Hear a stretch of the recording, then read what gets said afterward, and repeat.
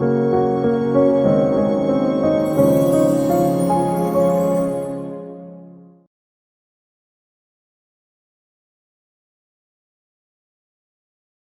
media has become a great part of our lives, and in a time where social distancing and isolation is recommended, it has become an invaluable tool. It's a good day to you, and welcome to Mental Wellness. On the show today, we'll be talking about social media and how it affects our mental health. To discuss further on this, I am joined by two ladies who are going to introduce themselves. My name is Diana Sike, and I'm a community psychology major at Midland State University, and I'm so happy to be on the show today. And I'm Noxolo Ndlovu. I'm a journalist. I'm a freelance journalist. I work with communities and reporting news, and I'm really honored to be a part of this discussion. Thank you, ladies, for coming through. As a psychologist, what's your take on social media in relation to our mental health? The main problem that we're having these days with social media is that the reason that these sites are there is mostly to be giving us information, updates on what is happening, but a lot of people are misusing that information. Okay. There are people that are on social media and they are living like I can call it a highlight reel. A highlight reel is whereby somebody is living that perfect life on social media. They post their pictures when they're at nice hotels, eating nice food, going to fancy places. So most people that are logging on to or that are following them on Facebook or be it Instagram, they're seeing that lifestyle that that person is portraying, and they end up thinking, oh my God, I'm missing out. I'm missing out. There's probably something wrong about me. People end up having insecurities. They end up having depression, social anxiety, and a lot of different problems from social media. I really think social media is a great thing. It has helped our lives tremendously. We can all agree on that. Yeah. But like Diana said, it has come with a lot of problems, especially in our youth. They are taking things on the surface. You don't know where this person, you said it's a Highlight reel. Exactly. Highlight. You don't know where they're coming from, and you are just taking it face on and trying to apply it in your life. And eventually people get all sorts of depressions due to the pressures of social media. Okay, what are the positive things we can take away from social media for our mental health? What positive has it brought about? Well, just keeping in touch with long distance relationships, family, people that are abroad, buying online, learning. Like kids, they're having these online classes. There are quite a number of things that I can mention. Even politics, like people registered to vote online and stuff like that. Okay, all right. Let's go on the negative aspects. Can we pinpoint them so that someone out there can actually know, or maybe they can see the red flags? There was a study done by Kenyan university students that suggests that 60% of youths these days, they're spending more than 2 hours every day on social media. Okay. So once you get on social media and you get to have a negative feeling about something, that's when you know, like, you have to stop. You have to stop. Okay. If you see a story, you read about a story, and your feelings, like it affects you in a negative way, then you have to turn it down. 30 minutes, it's way too much to be on social media. Okay. 30 minutes is way too much. But there are people that I know in my circle that spend like the whole day. Like they take all their, monies and they buy airtime. It's all about airtime to be on social media. Okay. They live for that. That's the most important thing to them. Yes. I also think when it comes to social media, you find that people have become monsters behind these cameras, behind these cell phones and computers, because people are bullying and trolling each other. It's so bad. Okay. You find that on Twitter, some people actually have to deactivate their accounts, even on Facebook, because people are trolling them. It might be because you're overweight, you post a picture wearing something, and people start bashing you because of how you look. Eventually, it all ends up in this. People are just cooking this depression soup, because if someone is going to troll you because of how you look, what's going to happen next? Probably you're going to go on some diet, or even kill You're yourself. probably insecure about yourself and everything. Exactly. So as much as it is nice, social media, we all use it, but I think we need to find a fine balance between the positive or the healthy kind of social media and the bad. The fact that people have to hide behind these pseudonyms and everything, it makes it easier for them to lash out to you. Like most of these people, they are your followers. Like they are not your friends, so they don't know you personally. They don't. But if somebody says something nasty about you, it's going to affect you. Definitely. So bad. Definitely. Yes. Whether you know them or not. Yet you don't even know them. Exactly. Social media has been used to disseminate information, right? We get to know what's happening and the like. But in as much as we are disseminating information, people do not have a filter of when to stop. Yes. There are times when, let's say, an accident has happened, people just snap pictures. They don't even think about the family of the deceased. Yes. They just take pictures and start circulating them. I think earlier this week there was a picture that circulated of a police officer, and the message below it, it was saying, please check on your relatives that are police officers. This police officer died this afternoon along 4th. Yes. But that's so insensitive. Exactly. What if he's my father or someone that I know? And that's the problem with social media now, because you get to find out information like before you even receive it officially.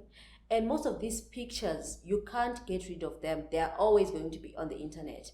And probably your grandkids or someone else is going to see those nasty things. pictures. And the memories, they keep on, staying alive. Yeah, You don't get to have that healing because you're constantly seeing those things. And I also think from a journalistic point of view, you find that as journalists, we want to sell papers, we want to sell news. Yes. And we sometimes forget that if I'm going to take a picture, suppose it's that police officer or it's Janine lying on the road, I'm forgetting that this person has a family, this person has loved ones, and they're going to see their loved one lying on the street because I want to sell papers. So I think sometimes as journalists, and these days it's difficult to tame people because anyone can be a journalist. If you have a phone, Citizen you journalist, can just take a picture and just write exactly like you said. It could be if you have a policeman. So it's difficult to tame people because anyone can do it, and it results in people being affected. How do we moderate our social media use? Because social media has become like a need. You know, when you hear your phone just pang, you really want to see who that is. You know, what's that notification for? You just can't help it. It just draws you for you to just click and look at it. I remember there's this on social media, it was on social media again. It was sort of a GIF where this person wakes up, and usually we sleep with our phones under the pillow, right? They wake up and they don't find their phone under the pillow. Hey, this person went crazy looking for their phone. That's how bad we like our phone. I think it's a matter of having values, personal values. Know when to log on, know when to log off. This feeling of, not wanting to miss out on anything, you just have to be yourself, not to live your life, following all these celebrities or trying to keep up with what's going on. I've got friends that are not even on Facebook, and I used to think like, oh my God, like they always get this information last, but most of the time I'm always stressed out about a story that I saw on Facebook about somebody's husband that cheated, or a certain person that got killed, or something like it's that. affecting you And as if you're like, yes, and I take it personally. I'm human, and I take it personally. In developed countries, like in the States and other countries, they've got applications that they use to monitor their social media, like especially for youths, parents, they've got those applications. If they log on onto sites like probably terrorism or talk about sex or such stuff like that, it alerts them on their phones. okay, okay, My kid is logging onto this, to or this is and opening that. this page. Okay. But because here in Zimbabwe we don't have those applications, we don't have those facilities, you just have to you check on your kids frequently, know what they're opening, WhatsApp, everyone forwards a message, whether it be sexual or political or something that is scary, and it might come to your kids' phone and they just see those things. Yeah. True. Yeah. I think on that, when it comes to parents moderating what their kids log into, I think it's not just a matter of just having an application. Yes. I think some of the parents, they don't even care to look at those things. As long as you just buy your kid a phone, they don't look at what the kid is looking at or anything like that. Yes. They just leave it like that. So it's very important to look at such things and know where your child is spending their time and the like. Yeah, and I also think we should just pretend it's 1950. Sometimes just pretend it's 1950 and take time to talk to the person next to you, be it at home, be it wherever. Take time to leave your phone down or your computer down and interact, even playing games, doing these things that we deem boring. Those are the things that actually help us nurture healthy relationships as people instead of always being on our phones. Plus, social media has really affected us, like socially. Like people don't interact face to face or in don't person talk anymore. Like they're always on their phones. On If their you go to a phones. function, somebody's on their phone. If you go to a wedding, people, they are not concentrating. Probably they are busy taking pictures. in Taking church. pictures and Yes, uploading. but they're not Exactly. really, part of the ceremony or what's going on. Exactly. There are so many movements that has been formed by celebrities, Lupita Nyong'o, Greta Thunberg, on social media that has brought awareness to women, environment awareness, women's abuse, so many things. Get to those platforms, go to those and share those pages, positive things to your friends. Make people get to know what's happening out there, how to protect themselves.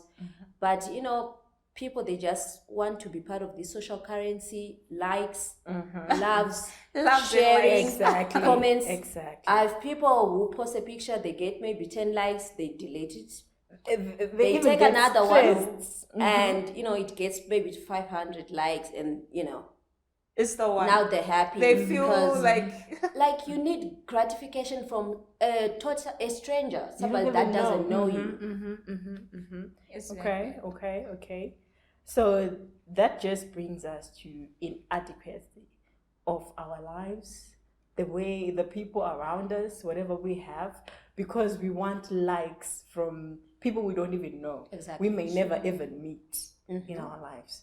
I think since we are on the note of mental awareness and mental health, I think when you dig deep, it actually shows signs of something not being okay with you mentally. Okay. You are not content, you are insecure, and you seek validation from People. other people that you don't know. So Okay, you actually okay. need to take a step back and ask yourself, why is this so important to me? Why is 500 likes so important to me?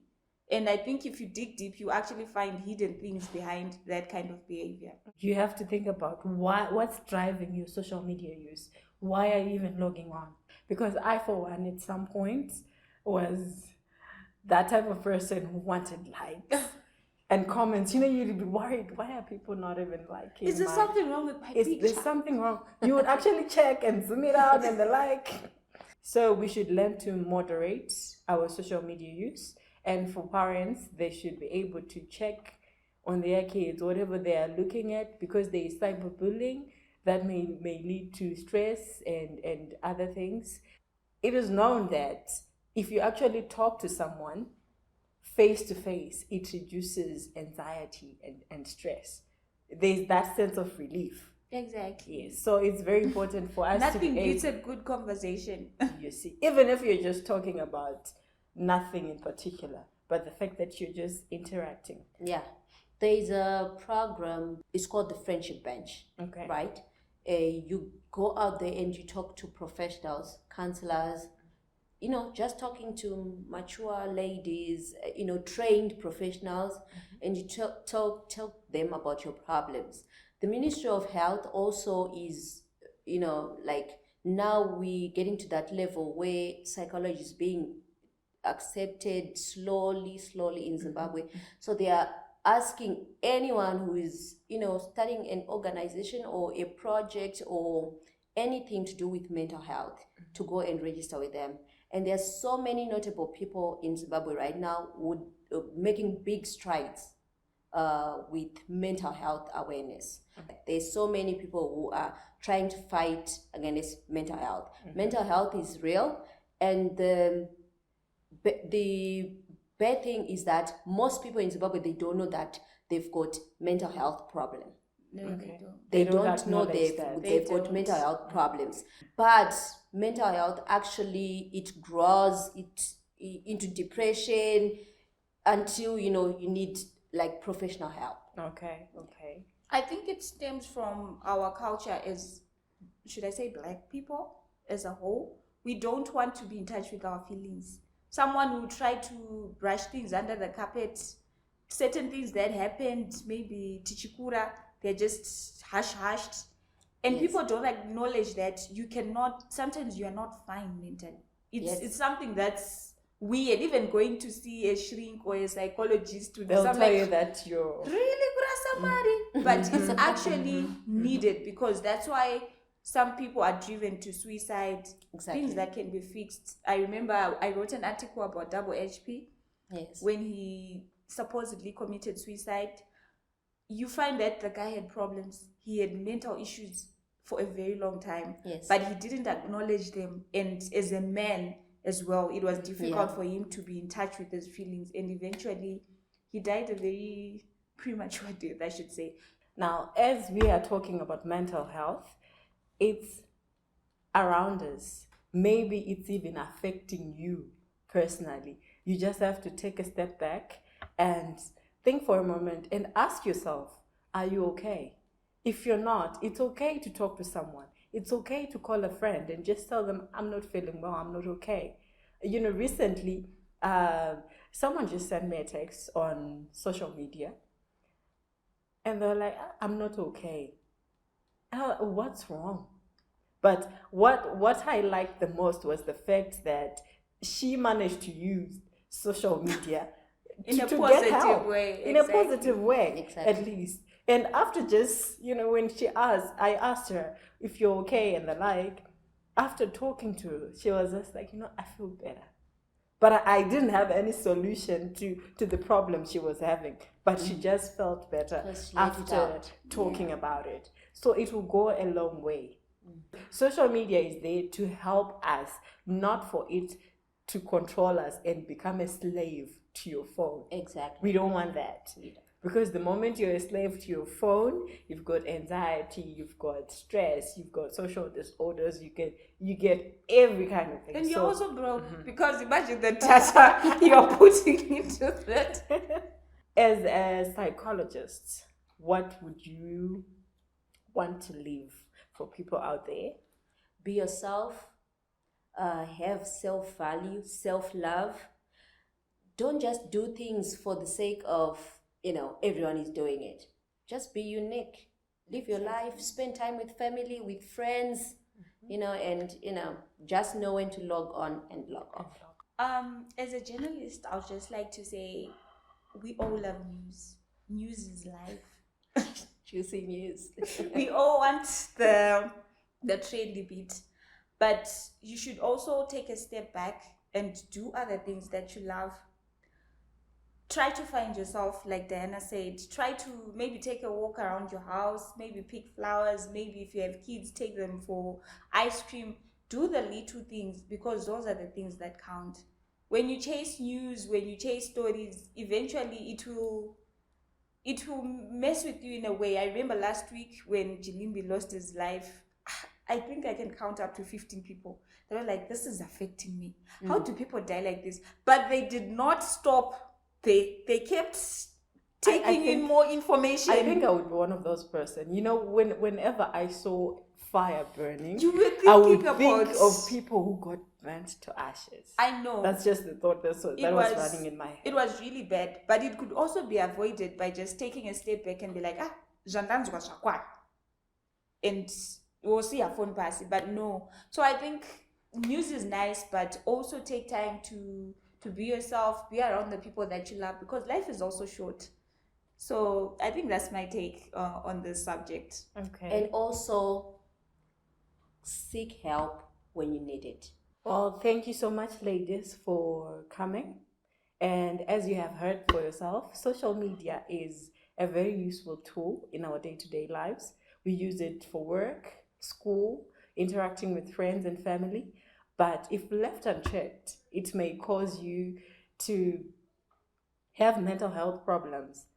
So, moderate your social media use and be very careful of what you use it for. This has been Mental Wellness, and thank you for watching. See you next time. Bye-bye.